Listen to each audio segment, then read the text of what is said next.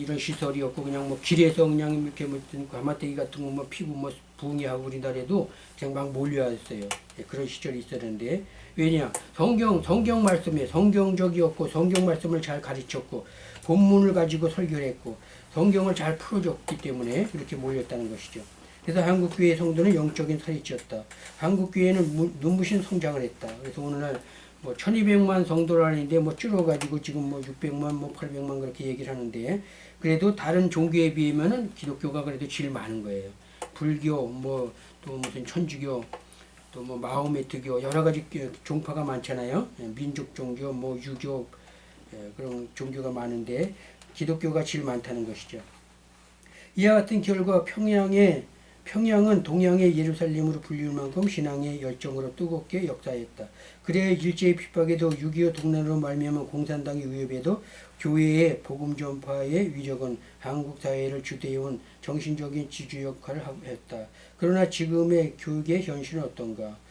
한국교회의 현실.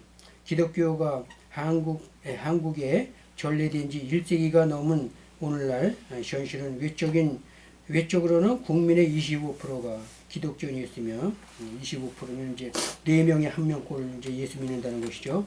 세계 선교를 주도할 선교국으로 발돋움하는 큰 성장을 이루었으나 내적으로는 교회의 증가수가 인구의 증가율을 앞서지 못하고 있는 안타까운 현실이다. 풍성한 성장 속에 올바른 성숙의 길을 걷지 못한 한국교회에 이와 같은 문제점이 발생하게 된 가장 큰 요인은 어디에 있는 것인가? 그 이유는 여러 가지에서 기인되고 있으나 대체로 다음에 5가지 내용들로 인하여 발생하고 있는 것이다. 넘겨서 현재 한국교회의 가장 큰 문제점은 지나친 간증 설교에 있다는 것이죠. 간증 설교. 간증은 사실 그 어떤 간증하는 사람의 그 어떤 과거나 뭐 신앙에 대한 것을 얘기하는 것이기 때문에 이것이 이제 설교의 주 목적이 되면은 안 돼요. 그래서 간증 설교도 뭐 들을 땐 좋고 중요하지만은 이것이 주 목적이 돼서는 안 된다는 것이죠. 신비적인 설교. 내가 뭐 무엇을 봤는데 하늘나라에 갔다는데 뭐 어떻고 저쩌고 이렇게 얘기하는 신비적인 설교. 기복적인 설교. 복에 대한 설교를 많이 하는 거. 또 철학적인 설교. 윤리, 도덕, 교훈적인 설교. 이런 설교는 한국교회의 문제를 일으킨다는 것이죠. 근데 성도들은 이런 것을 또 사실은 좋아해요. 복받아라 그러면 좋아하잖아요. 그렇죠? 복받아라. 회개하라 그러면 싫어해요. 근데 복받아라 그러면 좋아해요. 복에 대한 얘기하면 좋아해요.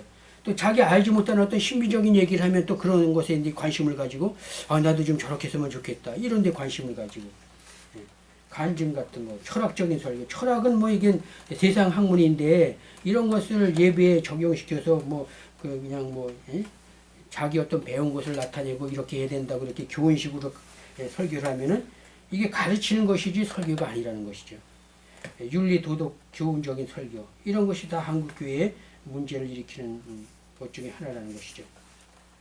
자, 그래서 우리는 일단은 한국교회의 현실은 지금 1200만 성도를 가지고 있지만 점점 이렇게 줄어서 지금 자꾸 교세가 약해져서 줄고 오늘날 또 이제 요즘에는 또 이렇게 질병으로 인해서 코로나 바이러스로 인해서 교회가 줄고 교인들도 안 나올 뿐더러 교회도 어려운 교회들은 문 닫는 교회가 가끔 생긴대요 지금.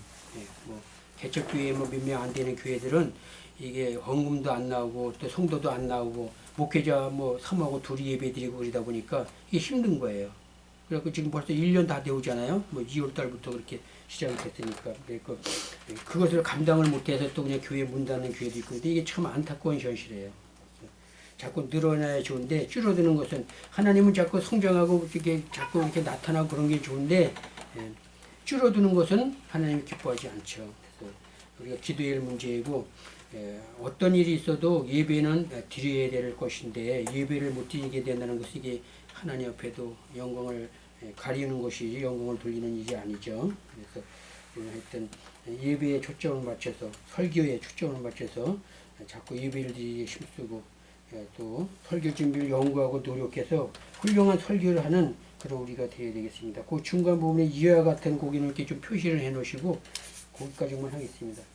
이와 같은 문제점 고기는 다음 시간에 거기서부터는 다음 시간에 하고 여기서 마칠게요.